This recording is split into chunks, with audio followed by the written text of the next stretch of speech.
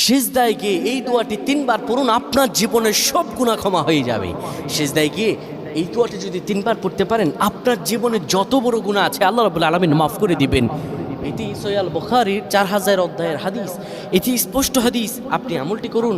রাসূলুল্লাহ সাল্লাল্লাহু আলাইহি ওয়াসাল্লাম সিজদায় গিয়ে এক্সট্রা কিছু দোয়া পড়তেন। যখন আপনি সিজদায় যাবেন, পৃথিবীর বুকে সবচাইতে আল্লাহর প্রিয় হবার জায়গা, আল্লাহ তাআলার কাছাকাছি যাওয়ার জায়গা হলো সিজদা।